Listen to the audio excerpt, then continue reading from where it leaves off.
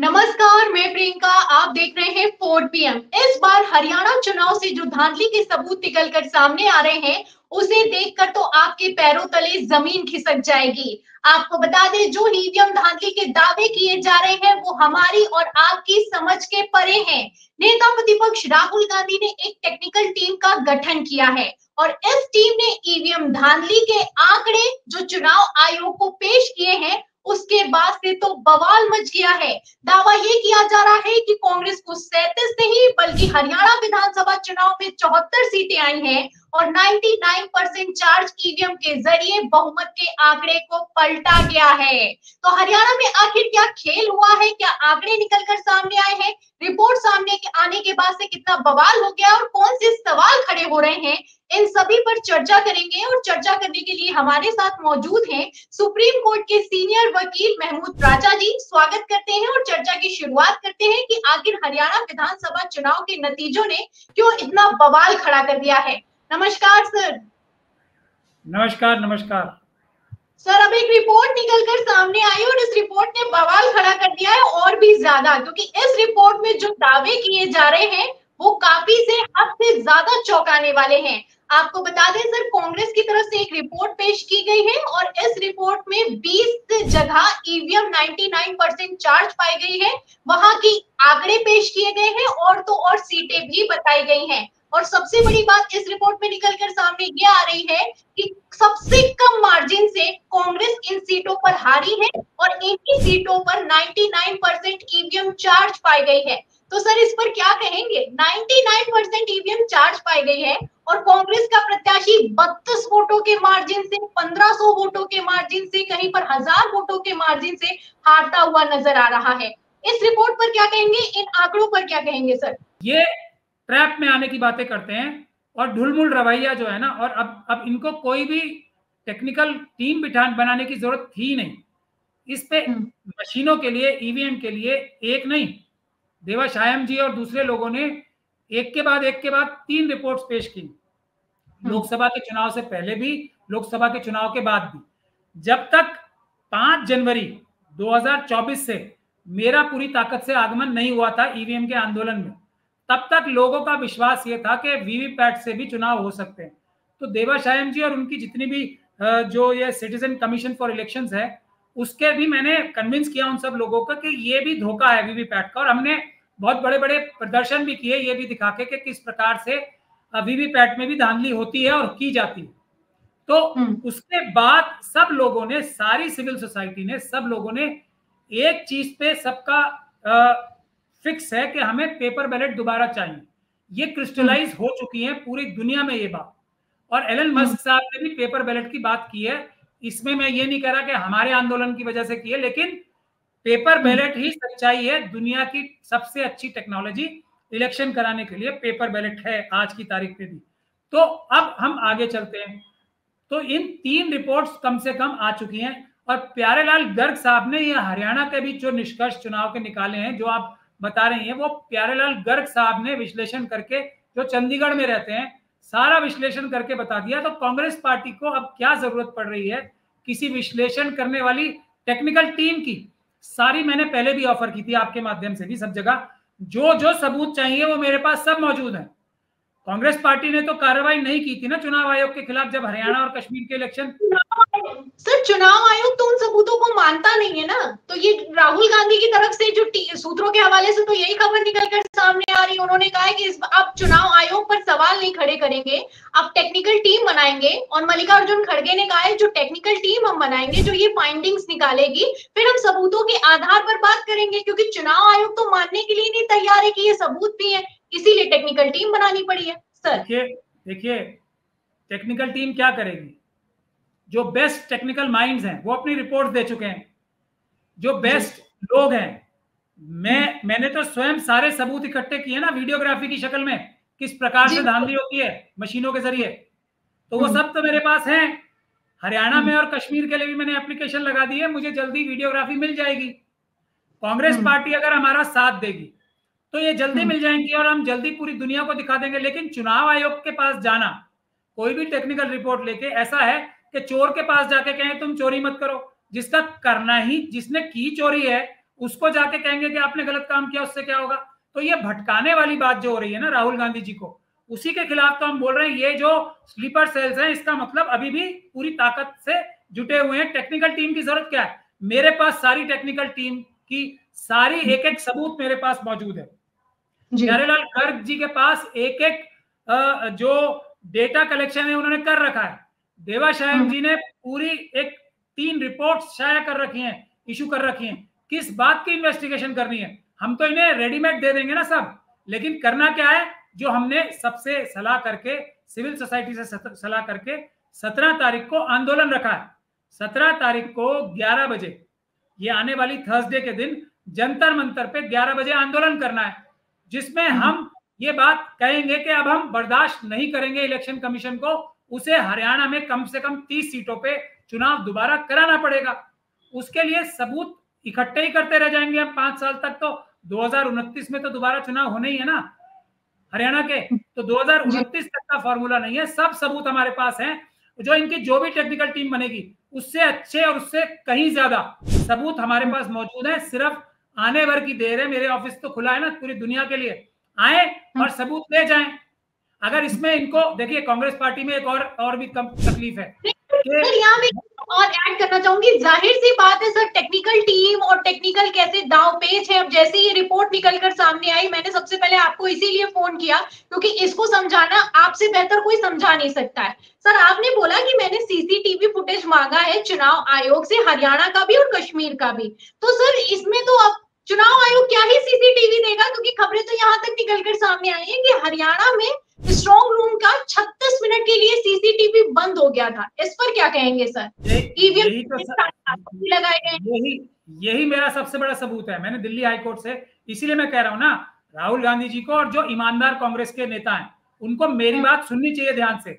मैंने ही ऑर्डर कराए दिल्ली हाईकोर्ट से लोकसभा के चुनाव के कानून के अनुरूप फर्स्ट लेवल ऑफ चेकिंग से मशीनों की, और जब मशीनें चुनाव की गिनती होने के बाद स्ट्रांग रूम में बंद होती हैं, उसकी सबकी सीसीटीवी फुटेज और वीडियोग्राफी प्रिजर्व की जाएगी।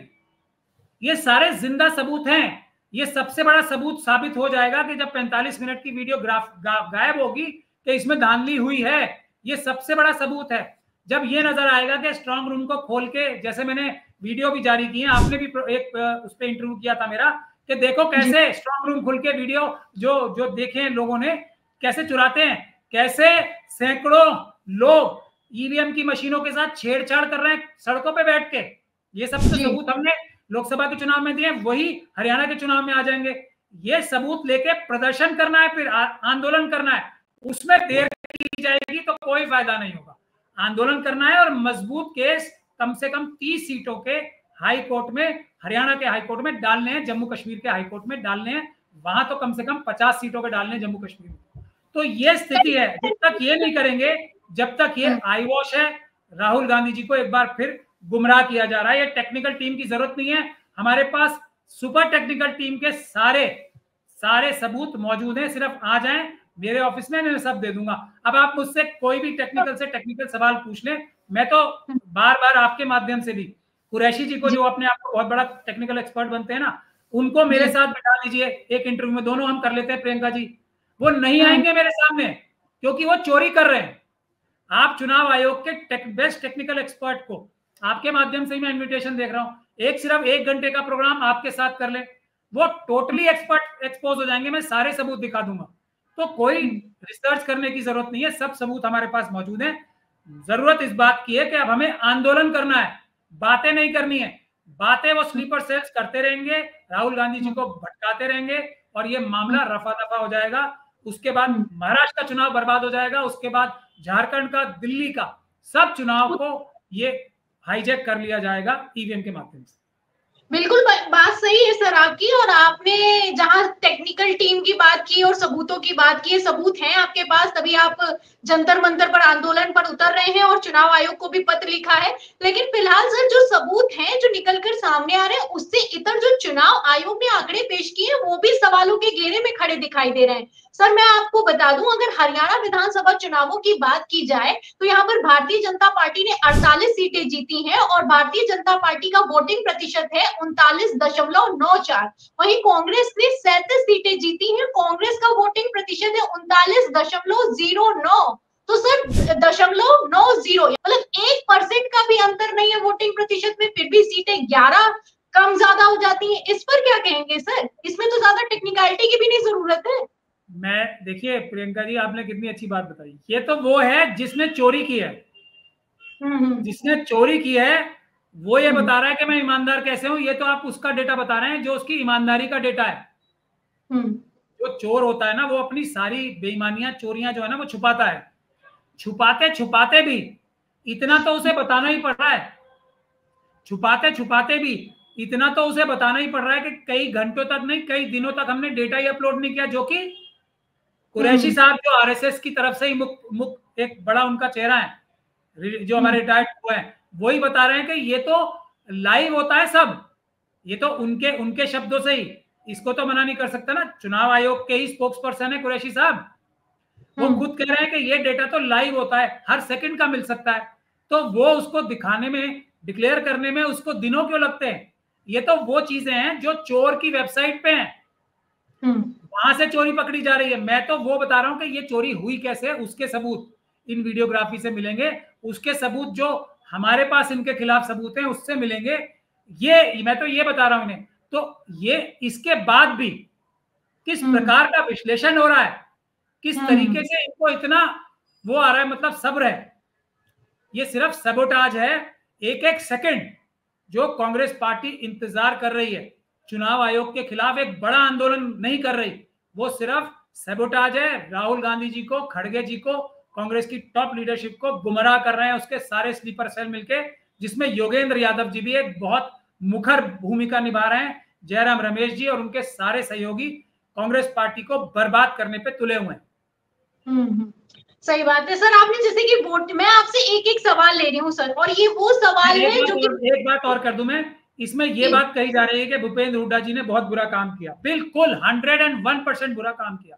शैलजा जी ने बुरा काम किया, 101% बुरा काम किया, निगलेक्ट किया। पार्टी ने चुनाव सही तरीके से नहीं लड़ा, बिल्कुल नहीं लड़ा, लेकिन जनता ने वोट दिए हैं ना बीजेपी के खिलाफ।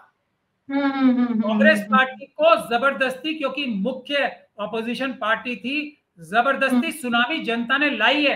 वो सुनामी चुरा ली है जी मशीनों के द्वारा। ये है सच्चाई। कितने भी गलत टिकट बांटे हैं तब भी कांग्रेस को जीतना चाहिए था। 74 सीटें तो जीतनी चाहिए थी कम से कम। ये सर आप कह रहे हैं बैलेट पेपर पे, आप कहते हैं कि बैलेट पेपर से ही चुनाव होना चाहिए, बैलेट पेपर से ही चुनाव होना चाहिए। तो मैं अपनी पब्लिक को भी, अपने दर्शकों को भी दिखा दूं कि क्यों बैलेट पेपर से चुनाव होना चाहिए। आप सुनामी की बात कर रहे हैं सर, तो मैं बता दूं कि पोस्टल बैलेट के जो हरियाणा विधानसभा चुनाव के नतीजे निकलकर सामने आए हैं वो ईवीएम से बिल्कुल उलट है सर। इसमें सुनामी थी। ये कांग्रेस को 74 और भारतीय जनता पार्टी को 16 सीटें मिल रही सर। तो सुनामी थी ना जी। पेपर बैलेट से, असली वोटों से। पेपर बैलेट क्या है? सबसे सुरक्षित मेथड है, इसीलिए एलन मस्क साहब भी क्या कह रहे हैं, मोदी काल के पहले, मतलब मोदी की 2014 के पहले तो ऐसा नहीं होता था कि इतना अंतर आ जाए बैलेट पेपर में। आप बिल्कुल बहुमत बेईमानी करने की जो वो है ना मौका फिर भी होता था, बेईमानी फिर भी होती होगी और होती थी, लेकिन वो बहुत कम, शर्म करते थे ना लोग कि इतना बड़ा नहीं करना चाहिए थोड़ा। लेकिन ये तो बिल्कुल जवाब होता था। अब तो चुनाव आयुक्त ही नहीं जवाब देने के लिए तैयार है, सबूतों को नहीं मानने के लिए तैयार है। चुनाव आयोग को भी थोड़ा डर रहता था आपके पास में कोई आरोप लगाते हैं। जी सर। उस वक्त चुनाव आयोग भी थोड़ा डरता था संविधान से, जनता से, लोगों के सवालों से। अब तो बिल्कुल मोदी जी के स्पोक्स पर्सन है ना जो चुनाव आयोग के तीनों लोग हैं, लेकिन के कांग्रेस पार्टी भी अगर चाह लेती अपने आप को हराना तब भी नहीं हरा सकती थी, क्योंकि जनता ने तय कर लिया था भारतीय जनता पार्टी को वोट नहीं देना है। और प्यारेलाल गर्ग जी के जो आंकड़े हैं वो जरा आप सुन लीजिए, आप उनका भी एक इंटरव्यू कर लीजिए तो आपको समझ में आ जाएगा। क्योंकि मैं कांग्रेस के जो बड़े बड़े नेता ना, एक उनकी और बड़ी बीमारी है प्लेजरिज्म। किसी और की मेहनत ना वो अपने अपने अपने अपने लीडरों को जाके बताएंगे कि देखिए जी ये अब जो किसी और का काम होता है वही उसका एक्सपर्ट होता है। आप उससे सीख के जाएंगे तो वो अपने टॉप लीडरशिप को यानी कि राहुल गांधी जी को उतने अच्छे तरह से एक्सप्लेन नहीं कर पाएंगे। तो मगर दिखाना ये होता है उन्हें कि ये हमारा है, होता प्यारेलाल गर्ग जी का है, लेकिन बताते ही हैं मतलब इधर उधर से सुन के। ये एक बहुत मेजर तरीका है कांग्रेस के टॉप लीडरशिप को एक तरीके से गुमराह करने का। हर चीज के एक्सपर्ट ये स्लीपर सेल बन जाते हैं। भाई जब एक्चुअल एक्सपर्ट है वो मदद करना चाहते हैं तुम्हारी, तो प्यारेलाल गर्ग जी से बात करो, देवाशायम जी से बात करो। मैंने तो चलिए अब ये सब बातें बोल दी, मेरे लिए तो इन्होंने बड़े वाले लाल पेन से कांटा लगा दिया होगा। मुझसे मत करो, मुझे कोई शौक नहीं है से बात करने का। मुझे शौक है भारत का संविधान, देश की डेमोक्रेसी और देश बचाने का। उसके लिए मेहनत कर रहा हूं। मुझे क्या चाहिए किसी से? प्यारेलाल गर्ग जी को क्या चाहिए? देवाशायम जी को क्या चाहिए किसी से? उनसे मिलो जाके, वो बताएंगे, मैं उनको बाकी चीजें दे दूंगा, अपने सारे सबूत उन्हें दे दूंगा। मिलो जाके उनसे, पता लगेगा तुम्हें हो क्या रहा है। पहले तो तुम्हें हम लोगों से सीखने में कम से कम 20 से 25 दिन लगेंगे, जितने जयराम रमेश जी हैं या जितने लोग हैं, ये सब चीजें सीखने में 20 से 25 दिन लगेंगे। सर हर एक लेवल पर जब धांधली के सबूत निकलकर सामने आए, और इस बार हरियाणा विधानसभा चुनावों में जब पानी सिर के ऊपर निकल जाए तो क्या ही कहा जाए, क्योंकि जैसे ही सर खबर निकलकर सामने आई थी, दावा ये किया गया था कि काउंटिंग स्लो हो रही है, 99% ईवीएम चार्ज पाई गई है। चुनाव आयोग तो इतनी बेशर्मी पर सवार हो चुका है कि एक बार चेकिंग भी नहीं करता है, तुरंत कह देता है कि आप जो आरोप लगा रहे हैं सिर्फ आरोप लगाते हैं, आपके पास कोई सबूत नहीं होता है। जो सबूत होते हैं उन सबूतों को मांगने के लिए तैयार नहीं है। अब कहना है कि अगर सबूत नहीं पेश किए पुख्ता तो कार्रवाई भी हो सकती है। अब सर आप जंतर मंतर पर आंदोलन करने जा रहे हैं। आपके मैंने कई जगह सुने, इंटरव्यू दे रहे थे कि इस बार तो ये हरियाणा चुनाव कैंसिल करवा कर ही रहूंगा। अब सर क्या करेंगे, क्योंकि चुनाव आयोग तो मानने के लिए तैयार नहीं है। इस आंदोलन से क्या होने वाला है और चुनाव आयोग को अब क्या घेरने की तैयारी है आपकी? सर देखिए, मैंने ये कहा है कि अगर जनता मेरा साथ देगी और कांग्रेस पार्टी साथ देगी तो मैं बहुत जल्दी करा लूंगा ये काम। लेकिन पेपर बैलेट के लिए, ब्रिंग बैक द बैलेट के लिए हम आंदोलन कर रहे हैं, उसको लागू कराए बगैर हम मानेंगे नहीं। लेकिन हरियाणा का इतना बड़ा ग्लेयरिंग एग्जांपल आ गया ना, मतलब बहुत ही बड़ा शौक, मतलब इससे ज्यादा तो कुछ मतलब बेईमानी हो ही नहीं सकती ना।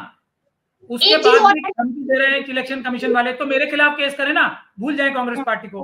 कांग्रेस पार्टी तो उन्हें बड़ा सभ्रांत मान रही है अभी भी। मैं तो चोर कह रहा हूं, उन्हें मेरे खिलाफ कानूनी कार्रवाई करें। अब मेरे से बात करें ना, अपने बेस्ट टेक्निकल एक्सपर्ट भेज दे मेरे पास, हम दोनों डिबेट करेंगे आपके माध्यम से। मैं दिखाऊंगा कैसे चोरी की उन्होंने, मैं वीडियो चला के दिखाऊंगा कैसे किया क्या।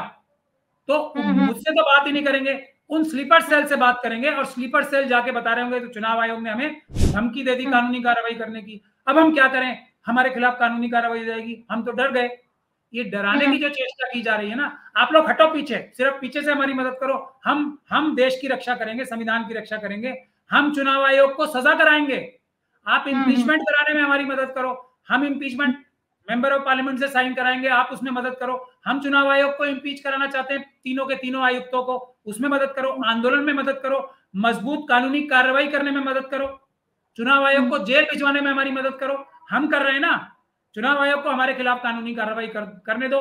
ये बड़ा सेफ मेथड है ना, जो कांग्रेस के और ऑपोजिशन पार्टीज के लीडर डर रहे हैं ना पुलिस एक्शन से, हम झेलेंगे पुलिस एक्शन। आप पीछे रहो, ये देश का सवाल है।